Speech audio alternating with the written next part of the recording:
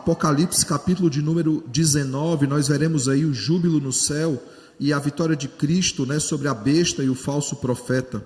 E o tema de hoje é um cântico sobre salvação.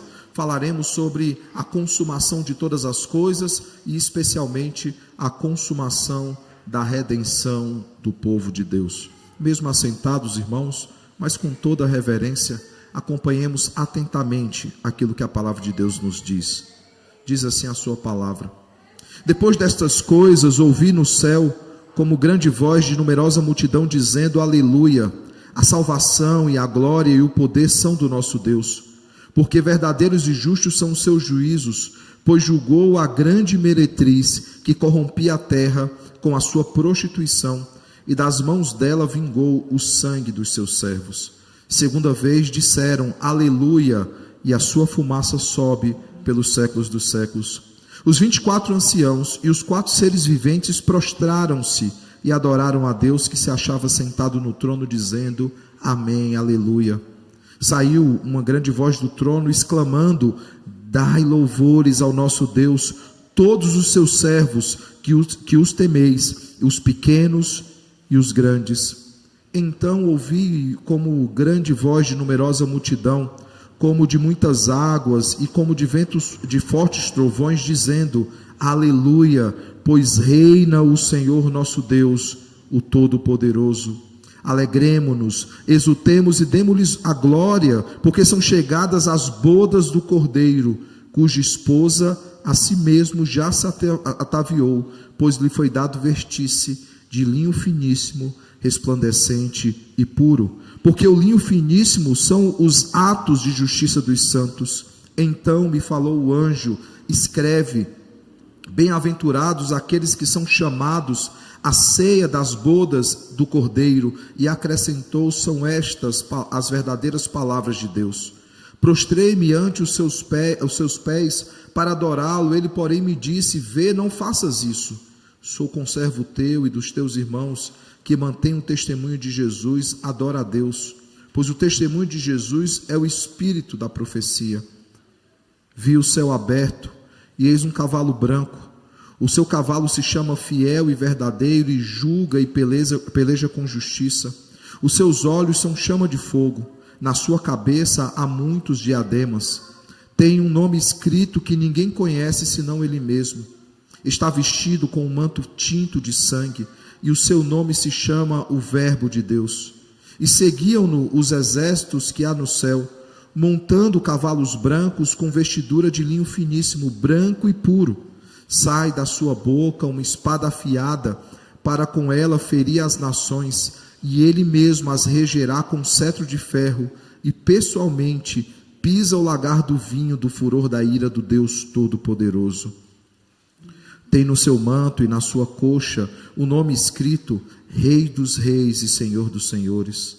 Então vi um anjo posto em pé no sol e clamou com grande voz, falando a todas as aves que voam pelo meio do céu: vinde, reuni-vos para a grande ceia de Deus, para que comais carne de reis, carnes de comandantes, carnes de poderosos, carnes de cavalos e seus cavaleiros, carnes de todos, quer livres, quer escravos, tanto pequenos como grandes. E vi a besta e os reis da terra com seus exércitos, congregados para pelejarem contra aquele que estava montado no cavalo e contra o seu exército. Mas a besta foi aprisionada, e com ela o falso profeta, que com os sinais feitos diante dela seduziu aqueles que receberam a marca da besta e eram os adoradores da sua imagem. Os dois foram lançados vivos dentro do lago de fogo que arde com enxofre. Os restantes foram mortos com a espada que saía da boca daquele que estava montado no cavalo, e todas as aves se fartaram das suas carnes. Oremos ao Senhor. Santo Deus, maravilhoso Pai, estamos diante de Ti, diante da Tua palavra, diante desse texto, Pai, tão cheio, Senhor, de significados e ensinamentos, para mais uma vez aprender sobre Ti, sobre o Teu Filho, sobre o Espírito Santo, sobre a história redentora, Senhor, sobre o Teu propósito eterno e sobre a consumação de todas as coisas. Fala, Senhor, aos nossos corações e ensina-nos mais uma vez, para que saiamos daqui, Senhor, com os nossos corações, Senhor, consolados, Pai, para que sejamos sim admoestados e exortados pelo Senhor, mas sejamos também consolados, Pai, diante de tanta injustiça, diante de tantas provações, privações, tribulações, perseguições, que sejamos lembrados, Pai, do final da história, que sejamos lembrados, Pai, que todo leve e momentâneo, Senhor, momento de dificuldade, produz em nós eterno peso de glória acima de toda comparação. Que sejamos lembrados, Pai, que por mais difícil que seja o caminho, o final é glorioso. Fala aos nossos corações, fala ao coração dos nossos filhos também, é a nossa oração em nome de Jesus. Amém. Irmãos, como nós dissemos, Apocalipse ele trata então sobre a vitória de Cristo, sobre a vitória da igreja de Cristo, e esses cânticos eles falam sobre isso. Nós temos diante de nós um final épico, uma grande conclusão. O cântico de hoje, irmãos, ele celebra, ele anuncia e celebra as chamadas bodas do Cordeiro. As bodas do Cordeiro nós ensaiamos todo domingo de ceia, Domingo de ceia, após domingo de ceia, nós temos um pequeno ensaio daquilo que será o momento glorioso, quando cearemos diante do Cordeiro pelos séculos dos séculos. O texto de hoje nos fala sobre isso, nos fala sobre o casamento de Cristo e a sua noiva, agora esposa, como ela é santificada, como ela é preparada para esse momento tão singular. É preciso lembrar, irmãos, nós temos já visto sobre isso, que é o próprio Cristo que veste a sua noiva, que prepara a sua noiva para as bodas do Cordeiro. Nós temos brincado, que a tradição diz que o noivo não pode ver a noiva vestida, que dá azar, então ele espera até o momento do casamento. Mas o que nós vemos aqui, irmãos, é que Cristo não apenas vê a sua noiva vestida, mas é Ele mesmo que veste a sua noiva. Efésios capítulo 5, verso 25 ao verso de número 27 diz o seguinte: maridos, amai vossa mulher como também Cristo amou a igreja e a si mesmo se entregou por ela, para que a santificasse, tendo-a purificado por meio da lavagem de água pela palavra, para apresentar a si mesmo igreja gloriosa, sem mácula, nem ruga, nem coisa semelhante, porém santa e sem defeito. Em Judas 24, nós lemos o seguinte: ora, aquele que é poderoso para vos guardar de tropeços e para vos apresentar com exultação, imaculados diante da sua glória. Nos dois textos, irmãos, nós vemos Cristo preparando e santificando a todos nós, igreja do Senhor, para o glorioso dia, para o grande dia, para o dia eterno, quando estaremos eternamente com Ele, em união perene, em união eterna. O texto de hoje, num dos momentos do cântico, ressalta exatamente isso. É sobre isso que o texto de hoje ele trata, e é sobre isso que nós iremos meditar. Voltando para o texto, então, nós vemos que ele abre dizendo: depois dessas coisas, ouvi. Vê, irmãos, que essa expressão depois dessas coisas, ela se repete várias vezes em Apocalipse, dando ideia de continuidade. É uma história que precede a outra, ou uma que antecede a outra, elas estão interligadas. E só para você ter noção, essa expressão ela aparece 9 vezes em Apocalipse. Depois dessas coisas, depois dessas coisas. Não é uma forma particular de João. Os outros evangelistas também gostam de interligar as coisas, para que entendamos que há um fluxo normal na história. Não são histórias que não estão conectadas. Na verdade, um acontecimento vem atrás do outro. Em João, normalmente, além de interligar as histórias, indica uma mudança narrativa. É como se aquela parte da história se encerrasse e agora ele vai iniciar, continuando o que ele já está dizendo, ele vai anunciar uma nova parte da história. E é interessante, irmãos, porque no capítulo 17 e no capítulo 18, os dois capítulos que estão depois do 16, que nós já meditamos no domingo passado, nós vemos então que há a descrição da Babilônia e há a queda da Babilônia. Nós vemos isso, talvez em algum momento nós possamos olhar com mais calma para esses textos, mas o capítulo 17, ele descreve então a Babilônia, a grande meretriz, inclusive com expressões que nós veremos hoje. E no capítulo 18, então, nós vemos o anúncio da queda, o lamento dos adoradores da Babilônia, ou seja, João ele volta a atenção dele para a ira de Deus sendo aplicada na grande Babilônia. E agora ele volta então a sua atenção à igreja. Ele diz: passado então o julgamento da grande meretriz e dos seus adoradores, voltemos a nossa atenção para aquilo que acontece com a igreja. Veja o contraponto que João faz aqui. Ele mostra dois extremos. Ele mostra aqueles que não são do Senhor, por isso são alvos da ira de Deus, e aqueles que são do Senhor e são alvos do amor de Deus. Nós vemos que João, ele volta então a sua atenção aos céus, o que está acontecendo no céu, não no céu consumado, né? Nós temos aqui o estado intermediário, ainda não é o estado eterno, porque o estado eterno nós veremos capítulos depois. Aqui Deus está consumando todas as coisas e encerrando todas as coisas. O inferno ele já começa a ser chamado de lago de fogo e enxofre. Quando ele diz que eles foram lançados no fogo com enxofre, já há mudanças acontecendo aqui, mas ainda não é o fim de todas as coisas, mas o princípio do fim de todas as coisas. E há contraste, irmãos, entre as duas cenas. Por exemplo, no capítulo 18, né, como já dissemos, há uma expressão que é dita aqui, no capítulo 17, há uma expressão que é dita aqui, que é o seguinte: diz que na fronte da mulher, ou seja, da Babilônia, da grande meretriz, estava escrito um mistério. E que mistério é esse? Babilônia a grande, a mãe das meretrizes e das abominações da terra. Quando nós olhamos para Cristo, para a coxa de Cristo, também há um mistério ali, né, um nome misterioso. Nós vemos que na sua coxa está escrito, no verso 16 do capítulo 19, Rei dos Reis e Senhor dos Senhores.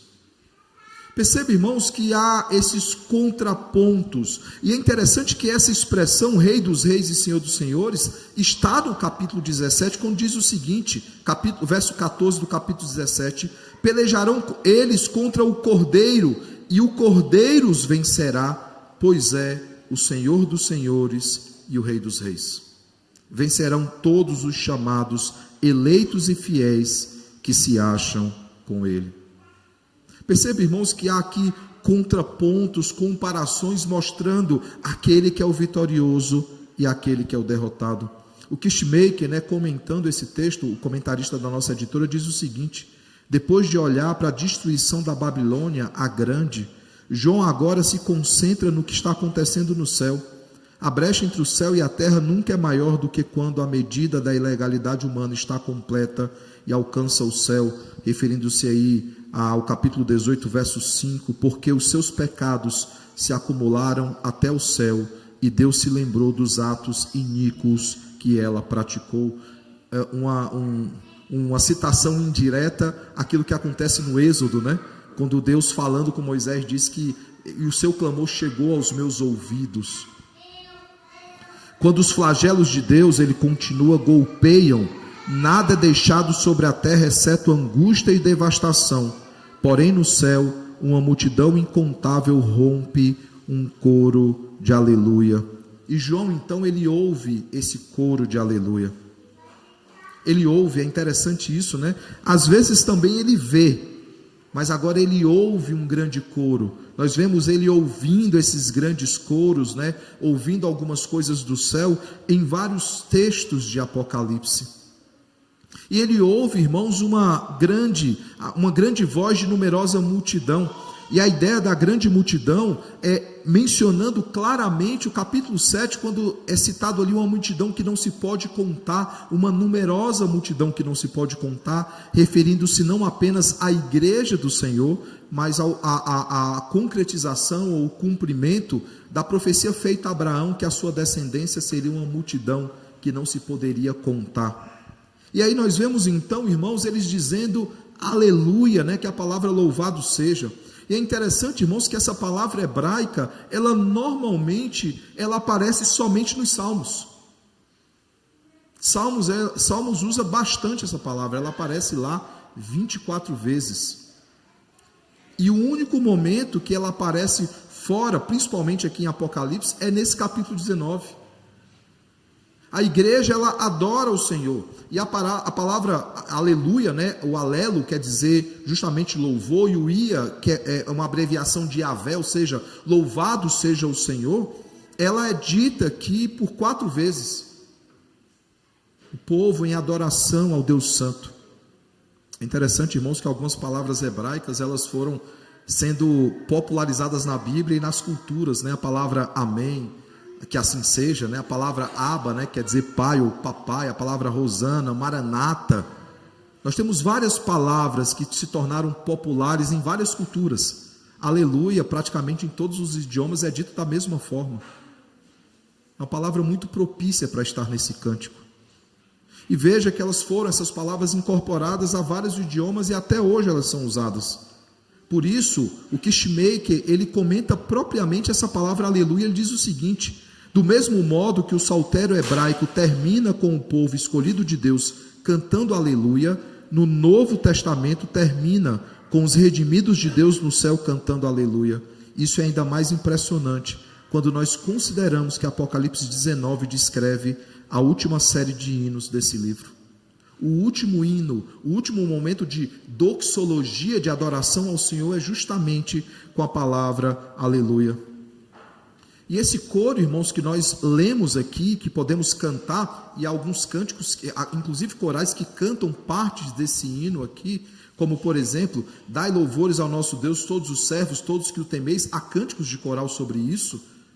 Essas três porções de cânticos que estão distribuídas aqui em Apocalipse, irmãos, eles ressaltam três coisas importantes: a salvação, o louvor e o poder do Senhor. A salvação que foi decretada por Deus antes da fundação do mundo, antes das coisas existirem, ele já havia decretado a sua salvação e que é consumada por Cristo, a começar na cruz do Calvário, mas se desenrolando na história e se consumando com sua volta gloriosa, ou seja, iniciando-se com a sua primeira vinda e encerrando-se com a sua segunda vinda, apontando lá para o que disse Isaías, né, que ele viria para anunciar o ano aceitável do Senhor e o dia da vingança do nosso Deus, apontando para as duas vindas de Cristo. Toda essa obra maravilhosa do Senhor aponta para o seu poder e glorifica a Deus, por isso nós o louvamos eternamente. Daí a ênfase nessas três palavras que João propositalmente ele dá aqui.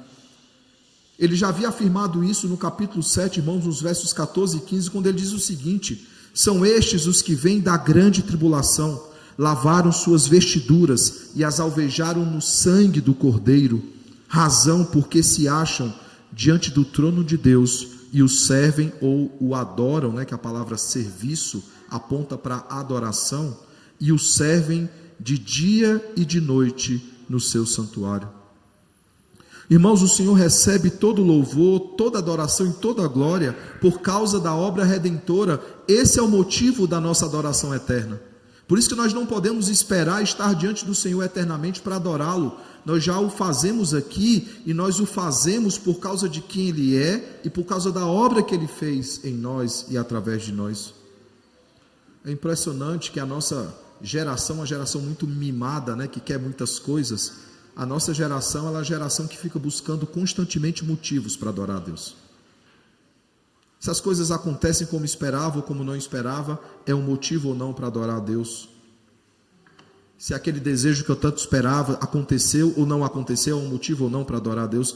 A geração de hoje procura motivos para glorificar a Deus, quando o texto de hoje e outros textos nos deixam muito claro que o grande motivo da adoração eterna não é aquilo que Ele ainda pode fazer por nós, mas aquilo que Ele já fez por nós na cruz do Calvário.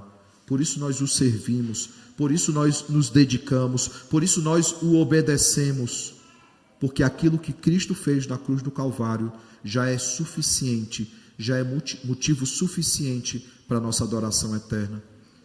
Por isso eu faço uma pergunta, e essa pergunta norteará os pontos dessa manhã. Devemos glorificar a Deus por causa da salvação e do seu poder, ou nós precisamos de um outro motivo para isso?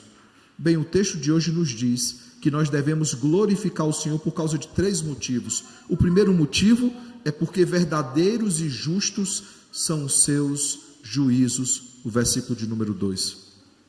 Esse versículo, irmãos, é o mesmo que nós já lemos em Apocalipse 16, verso 7, que diz o seguinte: certamente ao Senhor Deus Todo-Poderoso, verdadeiros e justos são os seus juízos. Esse verso, irmãos, trata sobre a justiça de Deus. Trata sobre a sua justiça santa, a sua justiça necessária era necessário que a sua justiça fosse satisfeita. Nós já tínhamos visto em Apocalipse 15, verso 3, o seguinte: grandes e admiráveis são as tuas obras, Senhor Deus Todo-Poderoso, justos e verdadeiros são os teus caminhos, ó Reis das nações. E ao dizer isso, agora ele se refere à retidão do Senhor. Perceba que João ele está completando várias coisas aqui nesse texto. Ele está concluindo vários pensamentos. Ele está pegando os outros cânticos que ele já havia citado, ele já havia feito conosco, já tinha sido trazido para nós, e agora ele está aplicando cada um deles, os 7, Apocalipse 7, Apocalipse 15, Apocalipse 16. Ele está citando diretamente os outros textos, como aqueles que já escreveram algum documento acadêmico, nas considerações finais, começa então a juntar aquilo que foi tratado durante todo o seu documento. Mas sabe qual é a melhor conclusão de todas aqui, irmãos, para mim? É porque João, nesse texto, ele chama a Cristo de o Verbo de Deus. E sabe, é exatamente assim que ele inicia o Evangelho de João. E o Verbo se fez carne e habitou no meio de nós, e esse verbo estava com Deus, e esse verbo era Deus. João ele está então concluindo por inspiração do Senhor todas aquelas coisas que o Senhor na década de 90 do primeiro século deseja tratar com a sua igreja. Perceba a perfeição, e não é a habilidade acadêmica de João que o faz ter esses fechamentos, né? essas perspectivas de concluir todas as coisas. É o próprio Deus que o inspira, que o faz. Ele está concluindo as coisas para mostrar que verdadeiros e justos são os juízos do Senhor. Uma coisa, irmãos, está ligada à outra. Mas perceba que mesmo que esse texto trate sobre justiça e sobre retidão, nós já aprendemos que são coisas que são complementares, mas são diferentes. Justiça é uma coisa, retidão é outra, mas uma está interligada com a outra. Tanto, irmãos, que como nós já vimos lá no capítulo 15, logo após no verso 13 de dizer, né, justo e verdadeiro são os teus caminhos, ó Rei das nações, ele dirá o seguinte no verso de número 4, porque os teus atos de justiça se fizeram manifestos. A justiça e a aplicação da justiça são coisas complementares, mas não é a mesma coisa. Muitas vezes a justiça não pode ser aplicada, muitas vezes a justiça não é aplicada. Mas Deus, sendo justo, ele não apenas deseja a justiça, como ele faz a justiça. E a forma como ele aplica a sua justiça é de forma íntegra, de forma reta, daí vem a sua retidão, ou a manifestação da sua retidão. Talvez uma pergunta que surge então diante desses versos é: então por que são verdadeiros e justos os seus juízos? Talvez alguém pergunte isso, para não ser apenas uma frase de efeito, né? E o verso 2 diz: pois julgou a grande meretriz, que corrompia a terra com a sua prostituição, e das mãos dela vingou o sangue dos seus servos. Aqueles que lembram do sermão do capítulo 7, né? Na introdução nós olhamos rapidamente para o capítulo 6 de Apocalipse. E há uma pergunta inquietante naquele capítulo 6. Até quando o Senhor permitirá que o sangue dos seus eleitos seja derramado? E a resposta do Senhor é: até que se complete a medida dos eleitos. Por isso que o capítulo 7 traz lá 12 tribos, né? Nós vimos que José não era uma tribo, então não é literal aquele texto, está dizendo que Deus conhece o número dos seus eleitos, os 144 mil, não é um número literal, e logo depois ele mostra uma multidão que não se pode contar, ou seja, por mais que Deus conheça o número, nós não conseguimos contar esse número, e agora ele conclui dizendo o seguinte: aquela pergunta que foi feita, até quando o Senhor permitirá? Agora nós vemos aqui a resposta, porque a pergunta lá na verdade é assim: até quando o Senhor não vingará os seus eleitos?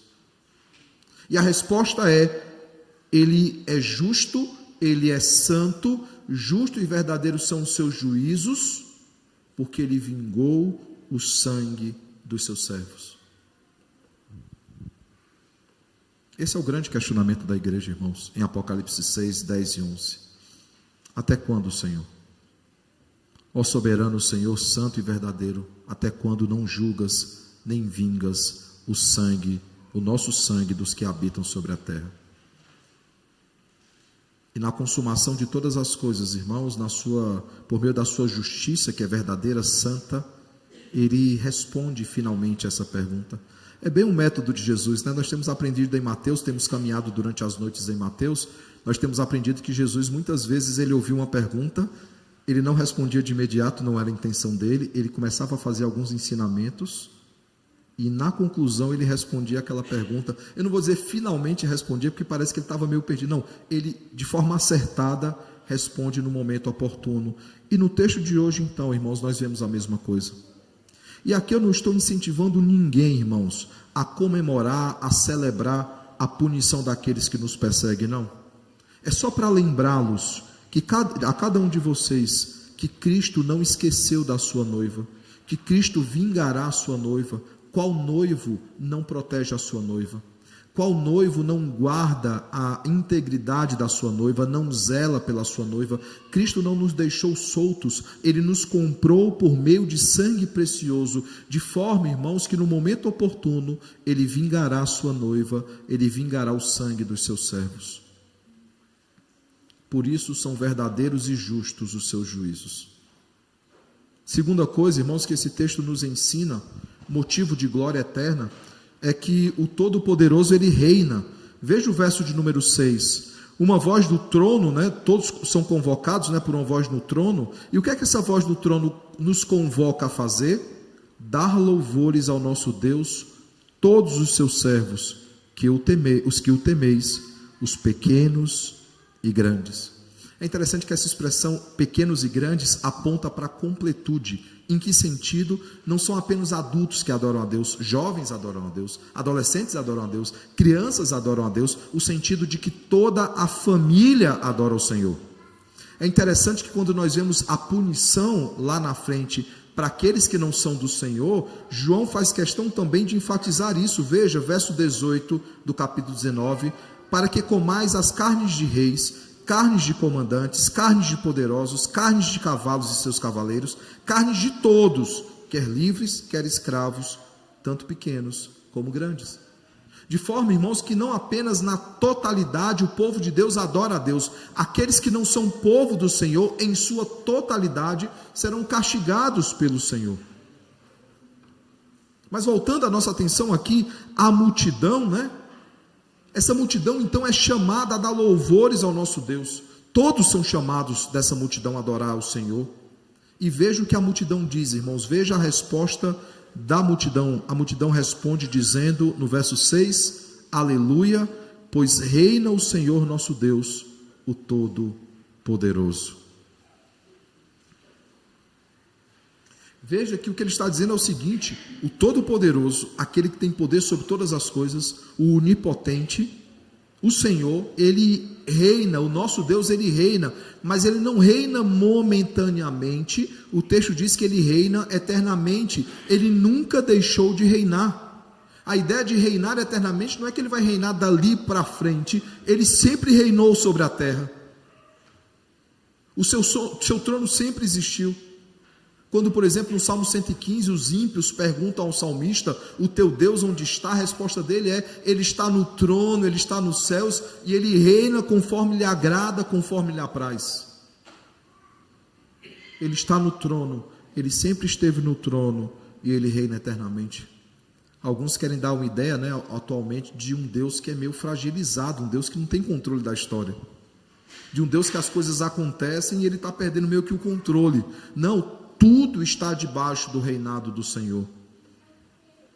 Essa autoridade, irmãos, não é apenas porque ele é o criador de tudo, como nós vimos no cântico de Apocalipse 4, mas porque conquistou tudo por causa da vitória de Cristo, como nós vemos em Apocalipse 5, no cântico de Apocalipse 5. Em Apocalipse 11, verso 15, João registra o seguinte: o reino do mundo se tornou do Senhor e do seu Cristo, e ele reinará pelos séculos dos séculos. E aí há essa discussão, nós falamos sobre isso na escola dominical do domingo passado, né? Quando nós olhamos para o Pai Nosso, há 3 significados para a expressão que venha o teu reino. A primeira delas é que há um rei usurpador, mas esse rei usurpador não é que ele usurpou o trono celestial, é que ele instalou nessa terra um reinado parasita, o príncipe desse mundo. E ao dizer que vem o teu reino, nós desejamos que esse príncipe usurpador, ele seja destronado e destruído. A segunda, o significado do Pai Nosso, que vem o teu reino, é desejando que o reinado de Cristo venha sobre essa terra, e nós temos isso acontecendo por meio da vitória de Cristo, como amilenistas que somos, ou seja, nós não esperamos um reinado de 1000 anos, nós queremos que Cristo já reine em nossos corações, desde a vitória de Cristo na cruz do Calvário. Esse é o significado do segundo sentido do que vem o teu reino. Mas ainda um terceiro desejo que vem o teu reino, é o reinado consumado, é o reinado concluído de Cristo, quando Ele visivelmente estará reinando sobre nós eternamente.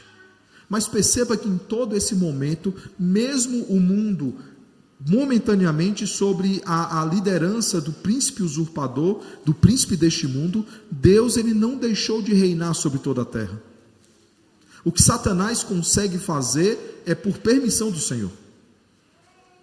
Por exemplo, a besta que emerge do céu, a besta que emerge da terra, a besta que emerge do mar, ela só pode fazer isso porque é dado a ela autoridade para fazer isso.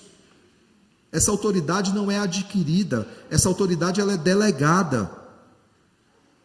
E aqui nós vemos em Apocalipse 11, justamente, o reino desse mundo, o príncipe deste mundo também sendo destronado e destruído. E mais, irmãos, ele continua no verso 17 e no verso 18 do capítulo 11 ainda, ele dirá o seguinte: graças te damos, Senhor Deus Todo-Poderoso, que és e que eras, porque assumiste o teu grande poder e passaste a reinar. Na verdade, as nações se enfurecem. Chegou, porém, a tua ira e o tempo determinado para serem julgados os mortos, para se dar o galardão aos teus servos, os profetas, aos santos e aos que temem o teu nome, tanto aos pequenos como aos grandes, e para destruírem os que destroem a terra. Veja que Apocalipse 11, o cântico de Apocalipse 11, está dizendo exatamente aquilo que se consuma aqui em Apocalipse 19. João está falando a mesma coisa o tempo inteiro, nós temos aprendido isso. É uma história que se conta 7 vezes, e cada vez mais a intensidade aumenta, tanto da perseguição contra a igreja, como do juízo de Deus contra os seus inimigos. Mas aqui, irmãos, nós temos o ápice de todas as coisas, a consumação de todas as coisas, mostrando claramente, irmãos, que o Todo-Poderoso, Ele reina. Os mesmos, os que temem, pequenos e grandes, que são citados ali no capítulo 5, no capítulo 7, no capítulo 11, aqui no capítulo 19, eles são chamados a adorarem ao Senhor pelos motivos que já foram apresentados nos outros capítulos. E nós também, irmãos, somos chamados a adorar o Senhor. Nós também somos chamados a celebrar em grande voz, com toda alegria, o reino do mundo se tornou do nosso Senhor e do seu Cristo, e Ele reinará pelos séculos dos séculos. O seu reinado não terá fim. Ele é o Todo-Poderoso que reina, por isso nós o glorificamos. Mas nós não o glorificamos apenas porque verdadeiros e justos são os seus juízos. Nós não o louvamos apenas e glorificamos porque Ele é o Todo-Poderoso que reina. O texto também nos apresenta o ápice, não apenas desse texto, não apenas de Apocalipse, mas de toda a história da redenção. Nós glorificamos o Senhor porque são chegadas as bodas do Cordeiro. Esse é o ápice da redenção, irmãos. Esse é o ápice de toda a história e o ápice também de Apocalipse, as bodas do Cordeiro. Quando nós aprendemos os 4 fundamentos da fé cristã, nós aprendemos que os 4 fundamentos são criação, queda, redenção e consumação. A consumação de todas as coisas é a grande e ardente expectativa da igreja. As bodas do Cordeiro, irmãos, é um assunto tão importante para João e também para nós, Igreja do Senhor, que ele é o único que registra nos evangelhos as chamadas bodas de Caná. Depois você olha com calma o texto bíblico, você verá que o único que tem preocupação em registrar as bodas de Caná, o chamado primeiro milagre de Jesus, é João. E sabe o que é interessante nisso, irmãos? Porque eu já disse para vocês, João ele fica fazendo o tempo todo contrapontos. Ele cita uma coisa, ele vai lá no final e fecha. O verbo se fez carne, o verbo de Deus, ele agora cita o verbo de Deus. E agora ele cita, irmãos, o casamento. E é interessante que podemos fazer esse paralelo, Jesus começa o seu ministério com as bodas de Caná e ele conclui o seu ministério com as bodas do Cordeiro. João afirma, irmãos, aqui no verso 7 o seguinte: alegremo-nos, exultemo e demos-lhes a glória, porque são chegadas as bodas do Cordeiro, cuja esposa a si mesmo já se ataviou. Enfim, irmãos, chegou o grande dia. Essa não é a expectativa dos noivos e das noivas, que passam meses e meses planejando o casamento, às vezes anos planejando o casamento, até que chega o grande dia. Eu e Gemima, nós fizemos uma contagem regressiva para o nosso casamento, né?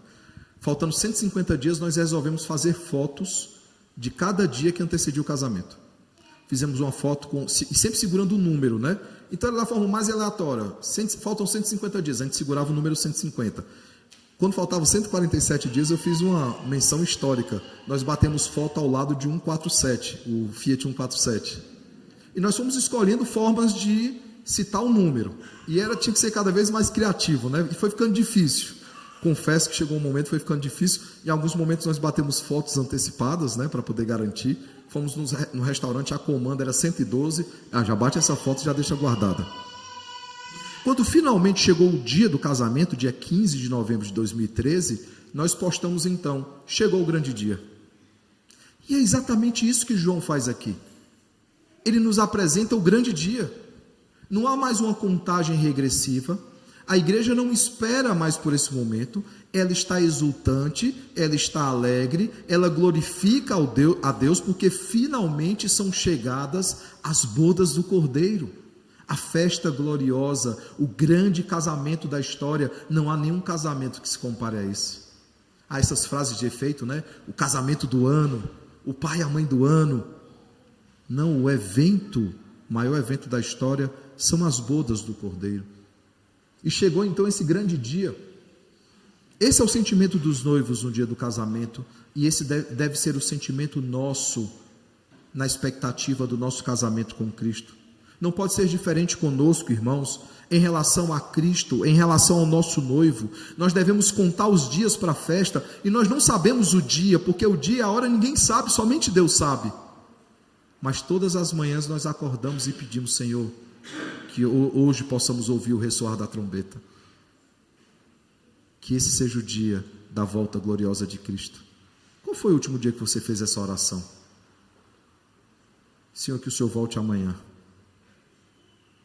A gente tem tanto projeto, irmãos, tantos planos, tantos sonhos, a gente perde tempo com tantas coisas, e nós nos esquecemos da volta do Cordeiro. Eu já citei, né, que o Packer, o J. Packer, falando sobre a volta de Cristo, ele diz o seguinte: muitos não falam mais sobre a volta de Cristo, nem estão mais preocupados com a volta de Cristo, porque se sentem em casa nessa terra. Só que a nossa casa não é aqui, é na pátria celeste. Hendricks, então, comentando esse texto, diz o seguinte: em Cristo a noiva foi escolhida na eternidade. Ao longo de todo o Antigo Testamento, o momento do casamento foi anunciado. Em seguida, o Filho de Deus assumiu a nossa carne e sangue. Aconteceu o noivado, o momento em que Cristo se entrega por nós na cruz do Calvário, que Ele derrama o seu sangue por nós. É o grande momento do noivado, é quando o noivo é chamado de noiva e quando a igreja é chamada de noiva. E ele continua dizendo: o preço, o dote, foi pago no Calvário. Que dote maravilhoso, irmãos. E ele continua dizendo: e agora, depois de um intervalo que aos olhos de Deus é breve, o noivo volta e o casamento do Cordeiro chegou. A igreja na terra anseia por esse momento, assim como a igreja no céu.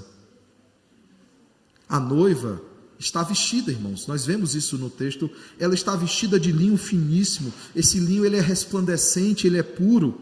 E ele diz que esse linho, ele é finíssimo, ele é resplandecente, ele é puro, porque são os atos de justiça dos santos.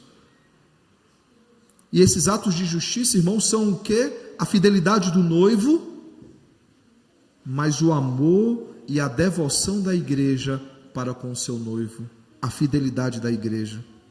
Esse é o vestido de noiva, irmãos, que foi lavado no sangue do Cordeiro, no sangue do noivo. Não há vestido de noiva mais bonito do que esse. Nunca existiu e nunca existirá. E há uma expectativa, irmãos, para esse momento. Veja, pois bem-aventurados são aqueles que são chamados à ceia das bodas do Cordeiro. Nós devemos ansiar por isso. No texto de hoje, eu já faço a propaganda para que vocês estejam no culto dessa noite. Nós olharemos ali para o momento do grande banquete que é feito, né? Uma parábola sobre o reino ali em Mateus 22. E muitos são convidados, ninguém quer vir. Ali também há uma menção indireta à parábola do semeador. E aí no final alguns comparecem à festa, né? Só que há um homem lá que não tem as vestes nupciais. E aí o dono da festa fala assim: cadê as vestes? Ele é retirado da festa, ele é preso e ele é morto. E aí o texto conclui dizendo: porque muitos são chamados, mas poucos são escolhidos. A veste, irmãos, ela é importantíssima. E o texto nos diz aqui que nós podemos fazer parte da ceia da festa, porque nós temos as vestes apropriadas e nós devemos ansiar por esse momento. Eu concluo então perguntando que aplicações nós podemos tirar do texto de hoje, de todos os cânticos. Vocês perceberam que eu fui citando os cânticos durante o sermão, todos eles. O que é que nós podemos aprender, irmãos? Quais são as aplicações que nós podemos tirar do texto dessa manhã?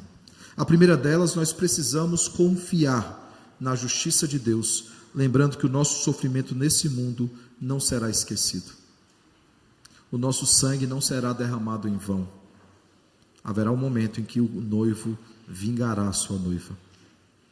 E nós precisamos confiar na justiça de Deus. Às vezes nós queremos fazer justiça com as próprias mãos. Às vezes nós queremos, em orações imprecatórias, trazer justiça contra os povos. O Senhor fará justiça por nós em nosso lugar. E nós precisamos confiar na justiça de Deus. Segunda coisa, irmãos, nós precisamos nos sujeitar ao reinado de Cristo, vivendo de acordo com a sua palavra, em santificação, para que possamos manifestar atos de justiça, para que o vestido da noiva ele seja preparado, ele seja ataviado, ele seja puro, ele seja finíssimo, resplandecente. Nós somos chamados, irmãos, a nos sujeitar ao reinado de Cristo, manifestando também atos de justiça. Não é apenas Cristo que manifesta atos de justiça, que cumpre atos de justiça, nós como igreja manifestamos esses atos. Nós precisamos confiar na justiça de Deus, nós precisamos nos sujeitar ao reinado de Cristo e finalmente nós precisamos ansiar pelo grande dia, contando os dias para a celebração das bodas do Cordeiro. Nós precisamos ansiar pelo grande dia, contando os dias para a celebração das bodas do Cordeiro. Mais uma vez, irmãos, nós temos contado os dias. O Salmo 90 até nos diz, temos que aprender a contar os nossos dias no Senhor, para que alcancemos coração sábio. Uma boa forma de contar esses dias não é apenas agradecendo os dias que Ele já nos deu, mas é ansiando pelo grande dia que Ele nos dará, e perguntando ao Senhor: Senhor, é esse ano que Cristo volta? Ou ainda completarei mais um ano de vida? Ou ao acordar de manhã, celebrando a sua misericórdia mais uma vez renovada sobre nós, perguntarmos: Senhor, é hoje que Ele volta? Seria tão bom se Ele voltasse. Eu já comentei com os irmãos que durante a pandemia alguns tinham essa oração: seria tão bom se Cristo voltasse, quando os dias estavam difíceis, as coisas complicadas. Mas foi só acabar a pandemia que paramos de falar sobre isso, sobre a volta gloriosa de Cristo. A pergunta que eu faço é, irmãos, cremos que a salvação, a glória e o poder são do nosso Deus? Que o bom e eterno Deus, irmãos, nos ajude a manifestar atos de justiça, sempre confiando na justiça de Deus, sempre nos submetendo ao senhorio de Cristo e esperando ansiosamente pelo seu retorno glorioso, pelo dia glorioso, a volta do grande Rei, o Senhor dos Senhores e o Rei dos Reis.